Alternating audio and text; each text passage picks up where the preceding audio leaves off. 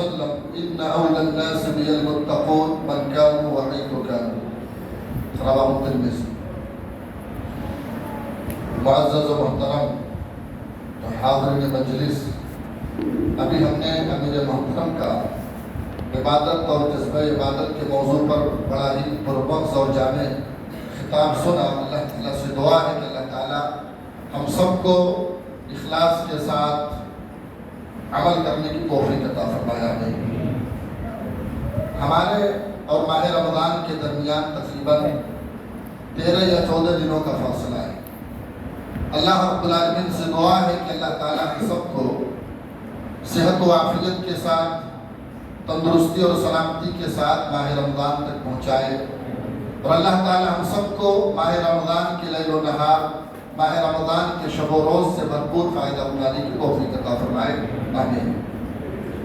رمضان کا مہینہ ہم سب جانتے ہیں کہ برکتوں والا، سعادتوں والا مہینہ ہے. رمضان کا مہینہ جیسا کہ ابھی ہم نے امیر محترم کی زبان سے سنا، نیکیوں کا سیزن ہے، نیکیوں کا موسم بہار ہے. رمضان کا مہینہ ہم سب سے قدردانی چاہتا ہے، لیکن افسوس کی بات یہ ہے کہ ماہ رمضان کی جیسی قدر ہونی چاہیے ہم اور آپ ماہ رمضان کی ویسی قدر نہیں کریں. رمضان کا مہینہ آتا ہے ہماری تربیت کے لیے، عملی مشق کے لیے، ہمیں یہ بتانے کے لیے کہ ہم اپنے آپ کو گناہوں سے کیسے بچائیں، ہمیں یہ بتانے کے لیے ہم نیکی کے کام آگے بڑھ کر کیسے انجام دیں، اپنے دلوں کو نرم کیسے کریں، اپنے آپ کو گناہوں سے کیسے بچائیں. ان تمام چیزوں کی عملی مشق ہوتی ہے ماہ رمضان میں. اور قرآن مجید میں اللہ تعالیٰ نے اس عملی مشق کو، ماہ رمضان کی تربیت کو ایک لفظ سے تعبیر کیا، اور لفظ کیا ہے؟ تقویٰ. یا ایھا الذین آمنوا کتب علیکم الصیام کما کتب علی الذین من قبلکم لعلکم تتقون. اللہ رب العالمین نے فرمایا کہ اہل ایمان پر اللہ تعالیٰ نے رمضان کے روزے کو جو فرض کیا ہے، اس روزے کی فرضیت کا مقصد اللہ نے بیان کیا، لعلکم تتقون، تاکہ تم متقی بن جاؤ، تم پرہیزگار بن جاؤ. ہمارے دلوں میں تقویٰ پیدا کرنے کے لیے، ہمیں متقی اور پرہیزگار بنانے کے لیے رمضان کا مہینہ آتا ہے. تو اب رمضان کا مہینہ اللہ تعالیٰ سے ہم دعا کریں، دعا کرتے ہیں کہ اللہ تعالیٰ ہم سب کو صحت و عافیت کے ساتھ ماہ رمضان تک پہنچائے، اور ماہ رمضان میں ہمیں تقوی کا درس اور تقوی کا سبق حاصل کرنے کی توفیق عطا فرمائے. کیونکہ تقوی جو ہے یہ عبادت کا اعلیٰ سے اعلیٰ معیار ہے. اللہ کے نبی صلی اللہ علیہ وسلم کی آپ دعائیں دیکھیں، نبی کریم صلی اللہ علیہ وسلم دعاؤں میں اللہ تعالیٰ سے بہت ساری چیزیں مانگتے تھے. وہیں پر نبی کریم صلی اللہ علیہ وسلم اللہ تعالیٰ سے تقوی کا سوال کرتے تھے. وہ مشہور دعا نبی صلی اللہ علیہ وسلم کی، اللہم انی اسألک الہدی والتقی والعفاف والغنی. بڑی جامع دعا ہے.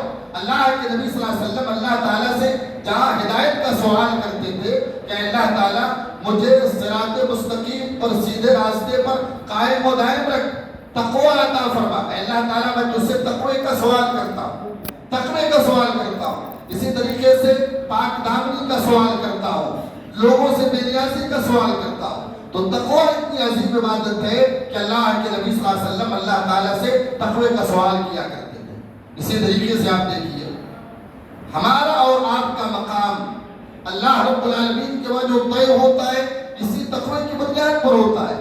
ہم اللہ رب العالمین کے نزدیک ہمارا مقام کیا ہے، ہمارا مرتبہ کیا ہے، ہمارا رتبہ کیا ہے. دنیاوی اعتبار سے آپ دیکھیں، دنیا میں ایک انسان اپنے خاندان، اپنے حسب نسب اور قبیلے کی بنیاد پر جو ہے برتری حاصل کر سکتا ہے، عزت حاصل کر سکتا ہے، مال و دولت کی بنیاد پر دنیا میں عزت حاصل کر سکتا ہے، عہدہ ہے، منصب ہے، کرسی ہے، اس کی بنیاد پر عزت حاصل کر سکتا ہے. ایک انسان خوبصورت ہے، اپنے حسن و جمال کی وجہ سے سماج اور معاشرے میں اپنی اہمیت جو ہے لوگوں کے سامنے دکھا سکتا ہے. یا یہ کہ اسی طریقے سے انسان کے پاس کوئی ہنر ہے، کوئی فن ہے، اپنے ہنر کی بنیاد پر، اپنے فن کی بنیاد پر، اپنے اسکل کی بنیاد پر عزت حاصل کر سکتا ہے. لیکن اللہ رب العالمین کا وہاں بندے کا مقام، بندے کا مرتبہ تقوی کی بنیاد پر طے ہوتا ہے. اللہ تعالیٰ دیکھتا ہے بندے کے دل میں تقوی ہے کہ نہیں. ان اکرمکم عند اللہ اتقاکم، تم میں اللہ کے نزدیک مکرم وہ ہے جو اللہ سے سب سے زیادہ ڈرنے والا ہے. تو اسی تربیت کے لیے رمضان کا مہینہ آتا ہے، اسی تربیت کے لیے رمضان کا مہینہ آتا ہے، ہمارے دل میں تقویٰ پیدا کرنے کے لیے، ہمیں متقی اور پرہیزگار بنانے کے لیے۔ لہذا رمضان کے مہینے سے یا ماہ رمضان کے روزے سے ہم تقوی کا درس حاصل کریں، اپنے دل میں اللہ رب العالمین کا ڈر پیدا کریں۔ تقوی کسے کہتے ہیں؟ حضرت علی بن ابی طالب رضی اللہ عنہ بیان فرماتے ہیں، التقوی هي الخوف من الجلیل، هي الخوف من الجلیل والعمل بالتنزیل والرضا بالقلیل والاستعداد لیوم الرحیل۔ حضرت علی بن ابی طالب رضی اللہ عنہ بیان فرماتے ہیں تقوی کیا ہے؟ هي الخوف من الجلیل، اللہ سے ڈرنے کا نام تقوی ہے۔ بندہ اللہ تعالیٰ سے ڈرے، قدم قدم پر اللہ سے ڈرنا، اسی کا نام تقوی ہے۔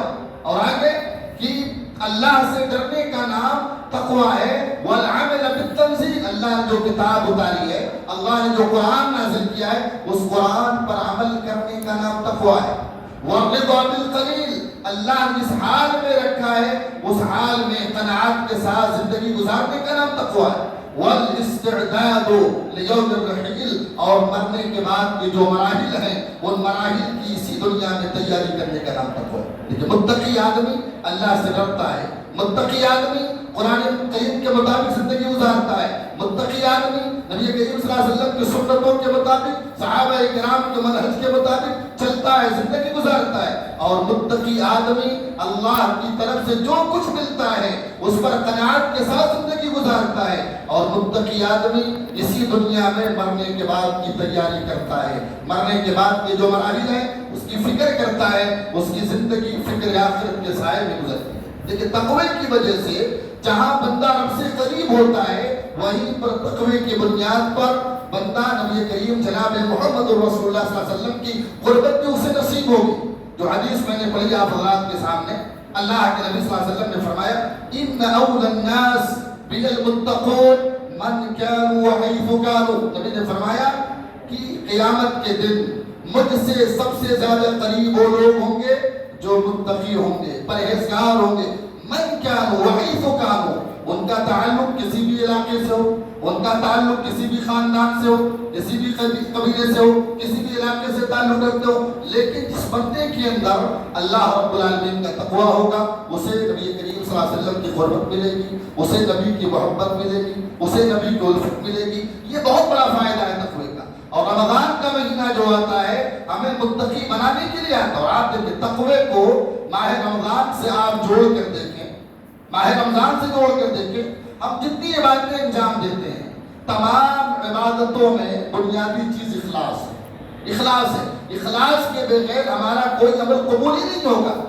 جو بھی عبادت ہم انجام دیں اس عمل کے اندر اخلاص بہت ضروری ہے۔ اور تقوی کا اہم تقاضا اخلاص ہے، تقوی کا اہم تقاضا اخلاص ہے۔ اخلاص کا مطلب کیا ہوتا ہے؟ اللہ کی رضا کے حصول کے لیے عمل کرنا، اللہ کو خوش کرنے کے لیے نیک عمل کرنا۔ ہمارا مقصد کیا ہو؟ ہم جو بھی عمل کریں، نماز پڑھیں، روزہ رکھیں، زکوٰۃ دیں، صدقات و خیرات کریں، جو بھی خیر و بھلائی کے کام کریں، اس کے پیچھے ہمارا مقصد رب کی رضا کا حصول، اللہ کی رضا حاصل کرنا، اسی کا نام اخلاص ہے۔ اور آپ دیکھیے ہم نماز پڑھتے ہیں، ہماری نماز دکھتی ہے، ہم صدقہ و خیرات دیتے ہیں بھی دکھتا ہے، حج کرتے ہیں دکھتا ہے، تمام عبادتیں نظر آتی ہیں، لیکن روزہ ایک ایسی عبادت ہے جو نظر نہیں آتی۔ انسان جو روزے سے ہے، روزے دار انسان جب تک اپنی زبان سے نہ بتائے میں روزے سے ہمیں معلوم نہیں ہوگا۔ تو روزہ جو ہے اخلاص کا درس دیتی ہے، جس طریقے سے روزے دار انسان جب روزے سے ہوتا ہے اس کا روزہ نظر نہیں آتا، یہ روزہ ہمیں تعلیم دیتی ہے، گویا تقوی کی تعلیم، اخلاص کی تعلیم۔ جو بھی عبادت انجام اس عبادت کے پیچھے اپنی نیت کو خالص کرو، اور عبادتوں کے پیچھے اپنی نیت کو جو ہے خالص کرو، اور عبادتیں جو ہے محض اللہ رب العالمین کی رضا کے لیے انجام دو۔ اخلاص تقوی کا اہم تقاضا اخلاص ہے، اور رمضان کہ روزے کے ذریعے سے جو ہے یہ تقاضا پورا ہوتا ہوا نظر آتا ہے۔ اسی طریقے سے آپ نے تقوی کا ایک اہم تقاضا یہ ہے کہ ہم اور آپ اس دنیا میں زندگی گزارتے ہیں، ہم اور آپ اس دنیا میں زندگی گزارتے ہیں، ہم مومن ہیں، مسلمان ہیں، ہمارا عقیدہ ہے کہ ہم اللہ رب العالمین کی نگرانی میں، ہم اللہ رب العالمین کی نگہبانی میں۔ ان اللہ کان علیکم رقیبا، اللہ نے فرمایا ان اللہ کان علیکم رقیبا، بے شک تم تمام لوگوں پر اللہ تعالیٰ نگہبان ہے، اللہ تعالیٰ نگراں ہے۔ یہ احساس اللہ تعالیٰ ہمیں دیکھ رہا ہے، یہ احساس کہ اللہ تعالیٰ ہمیں دیکھ رہا ہے، اسی احساس کی تربیت روزہ کرتا ہے، اسی احساس کی تربیت روزہ کرتا ہے، اسی احساس کی تربیت کے لیے ماہ رمضان کا روزہ آتا ہے۔ اللہ تعالیٰ ہمیں دیکھ رہا ہے، کوئی دیکھے نہ دیکھے لیکن اللہ تعالیٰ دیکھ رہا ہے، کوئی سنے نہ سنے اللہ تعالیٰ سن رہا ہے۔ ایک روزے دار آدمی جب روزے سے ہوتا ہے، اس جو ہے اسے بھوک لگتی ہے، پیاس لگتی ہے، اس کے سامنے مشروبات ہوتے ہیں، اس کے سامنے کھانے کی بہت ساری چیزیں ہوتی ہیں، گھر میں اکیلا ہے، کچن میں اکیلا ہے، روم میں اکیلا ہے، اگر چاہے تو کھا سکتا ہے، اگر چاہے تو پی سکتا ہے، لیکن وہ کون سی چیز ہے جو اس بندے کے ہاتھ کو مشروبات سے روکے ہوئے، اس بندے کو کھانے پینے کی چیزوں سے روک؟ یہ وہی احساس ہے کہ اللہ تعالیٰ ہمیں دیکھ رہا ہے، یہ وہی احساس اللہ تعالیٰ ہمیں دیکھ رہا ہے۔ اسی احساس کی تربیت کے لیے رمضان کا مہینہ اللہ تعالیٰ ہمیں دیکھ رہا ہے۔ جس طریقے سے روزہ رکھ کر ہم حلال چیزوں کے استعمال کرنے سے اپنے آپ کو بچاتے ہیں، کھانا نہیں کھاتے، پانی نہیں پیتے، چونکہ اللہ تعالیٰ نے منع کیا ہے، تو رمضان کا مہینہ یہ درس دیتا ہے جس طریقے سے ایک مہینہ تم احساس کے ساتھ زندگی گزارتے ہو کہ اللہ تعالیٰ دیکھ رہا ہے، سال کے 11 مہینے بھی اسی طرح گزارو کہ اللہ تعالیٰ دیکھ رہا ہے۔ اگر بندے کے ذہن میں یہ بات اگر آ جائے کہ اللہ تعالیٰ ہمیں دیکھ رہا ہے، یہ احساس، یہ تصور اللہ تعالیٰ ہمیں دیکھ رہا ہے، اس کا قدم کبھی گناہوں کی طرف بڑھے گا ہی نہیں، اس کا ہاتھ کبھی گناہوں کی طرف بڑھے گا۔ کیوں؟ کیونکہ اس کے اندر ایک احساس کی تربیت ہو چکی ہے، اللہ تعالیٰ دیکھ رہا ہے۔ ان اللہ کان علیکم رقیبا، بے شک اللہ تعالیٰ تم سب پر نگراں ہے، کوئی دیکھے نہ دیکھے اللہ تعالیٰ تو دیکھ رہا ہے۔ اور ضرورت اس بات کی ہے کہ ہم اپنے بچوں کی اسی نہج پر تربیت کریں، اللہ رب العالمین کی عظمت اپنے بچوں کے دلوں میں بٹھائیں، اللہ رب العالمین قدرت، اس کی طاقت، اللہ تعالیٰ ہمیں دیکھ رہا ہے، یہ تربیت بچوں کی کریں کہ جہاں کہیں بھی رہو گے کوئی دیکھے نہ دیکھے اللہ رب العالمین کی نظر سے کبھی بچ نہیں سکتے، کبھی بچ نہیں سکتے۔ تو اسی احساس کی تربیت جو ہے ماہ رمضان کا مہینہ یا ماہ رمضان کا روزہ اسی احساس کی تربیت کرتا ہے۔ اللہ کے نبی نے فرمایا ان تعبد اللہ کانک تراہ وان لم تکن تراہ فانہ یراک۔ اللہ کے نبی سے حضرت جبرائیل نے پوچھا احسان کے بارے میں کہ آپ بتائیے احسان کسے کہتے ہیں؟ تو اللہ کے نبی نے کیا فرمایا؟ تم اللہ کی بندگی اس تصور کے ساتھ، اس احساس کے ساتھ کرو کہ تم اللہ تعالیٰ کو دیکھ رہے ہو۔ اگر یہ احساس، یہ تصور تمہارے اندر نہ ہو تو کم سے کم یہ احساس تو پیدا کر سکتے ہو کہ فَإِنَّهُ يَرَاكَ، وہ تمہیں دیکھ رہا ہے، اللہ تعالیٰ تمہیں دیکھ رہا ہے۔ تو اس احساس کو زندہ رکھنا بہت ضروری ہے۔ اگر ہمارے دل میں یہ احساس ہمیشہ بیدار رہے، زندہ رہے، اللہ دیکھ رہا ہے، تو ہم کبھی غلط کام نہیں کریں گے، حرام کے قریب نہیں جائیں گے، گناہ کے قریب نہیں جائیں گے، معصیت کے قریب نہیں جائیں گے، کسی کی حد تلفی نہیں کریں گے، کسی پر ظلم نہیں کریں گے، کسی کو ناجائز ستائیں گے نہیں۔ کیوں؟ کیونکہ ہمارے اندر احساس ہے کہ اللہ تعالیٰ دیکھ رہا ہے۔ اسی احساس کو زندہ رکھنے کی، اسی احساس کو جو ہے پروان چڑھانے کی ضرورت ہے۔ دیکھیں تقوی کا ایک اہم تقاضا یہ ہے کہ ہم اپنی خواہشات کو دبائیں، خواہشات کو دبانا، شہوتوں کو کچلنا، یہ تقوی کا اہم تقاضا ہے، اہم تقاضا۔ اور شہوتوں کا فتنہ یہ بہت بڑا فتنہ ہے موجودہ دور میں، شہوتوں کا فتنہ یہ بہت بڑا فتنہ ہے۔ لہذا تقوی کا تقاضا یہ ہے کہ ہم اپنی خواہشات کو، ناجائز خواہشات کو دبائیں، اپنی جو ہے خواہشات کو دبائیں، اپنی شہوتوں کو کچلیں۔ متقی آدمی اپنی شہوتوں کو کچلتا ہے، اپنی خواہشات کو دباتا ہے، یہ متقی آدمی کی پہچان۔ جس بندے کے دل میں اللہ کا ڈر ہوگا، اللہ کا تقوی ہوگا، وہ شہوتوں کے پیچھے نہیں جائے گا، وہ شہوتوں کا غلام نہیں بنے گا، وہ شہوتوں کا پجاری نہیں بنے گا، وہ بلکہ شہوتوں کو دبائے گا، شہوتوں کو کچلے گا۔ آپ دیکھیں قرآن مجید میں اللہ رب العالمین نے فرمایا وَأَمَّا مَنْ خَافَ مَقَامَ رَبِّهِ وَنَهَى النَّفْسَ عَنِ الْهَوَىٰ۔ وَأَمَّا مَنْ خَافَ، جو بندہ ڈر گیا، کس سے ڈر گیا؟ مقام ربِّهِ، اپنے رب کے سامنے کھڑا ہونے سے۔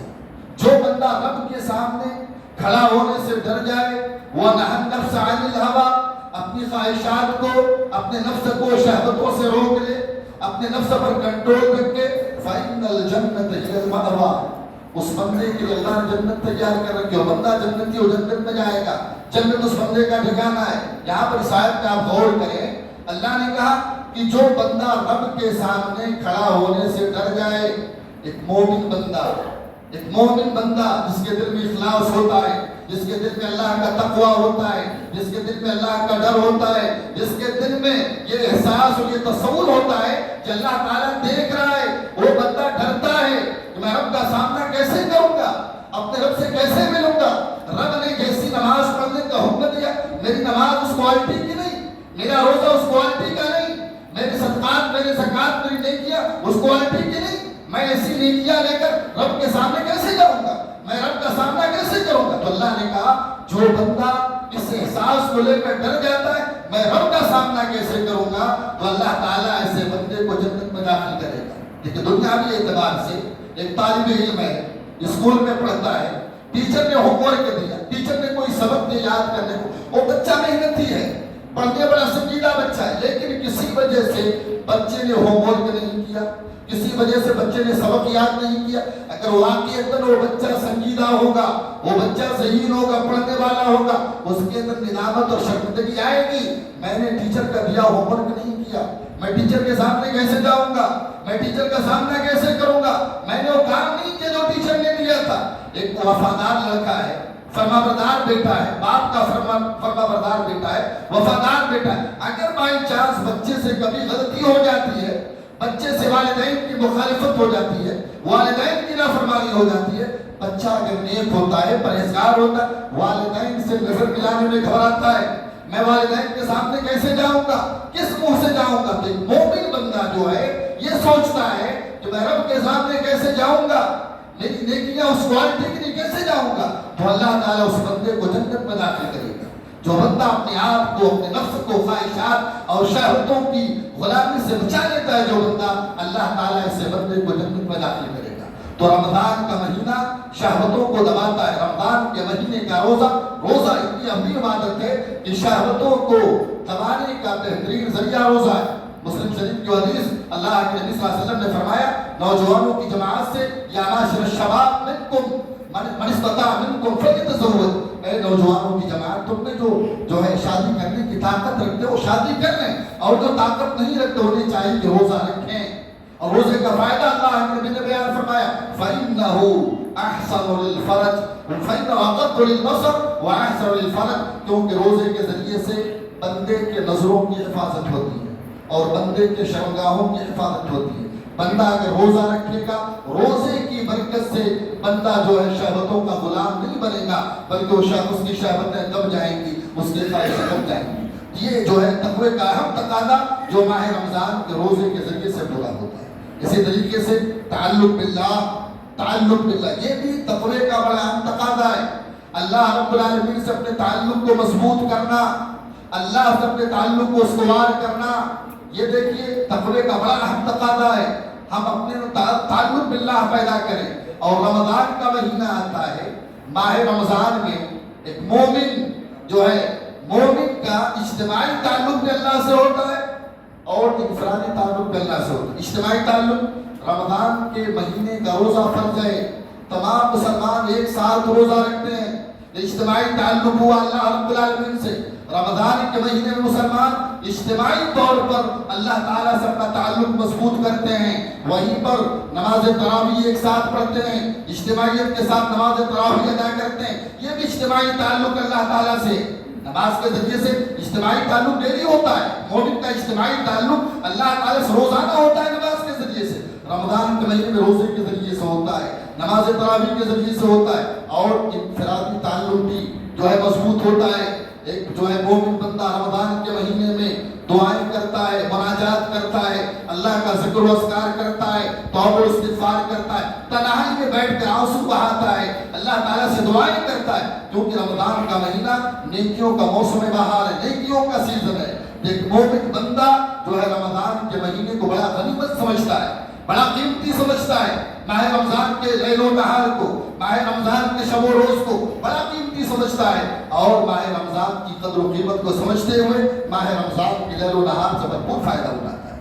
تو اجتماعی تعلق مضبوط ہوتا ہے، اجتماعی تعلق، انفرادی تعلق، یہ رمضان کی عبادتوں کے ذریعے سے، ماہ رمضان کی ریاضتوں کے ذریعے سے بندہ اجتماعی طور پر، اسی طریقے سے انفرادی طور پر بھی اللہ تعالیٰ سے تعلق مضبوط ہوتا ہے۔ قرآن مجید میں اللہ نے نبی صلی اللہ علیہ وسلم سے خطاب کر کے تمام مسلمانوں کو حکم دیا وَلِرَبِّكَ فَاصْبِرْ وَلِرَبِّكَ فَاصْبِرْ، اے نبی آپ اپنے رب کے لیے صبر کریں۔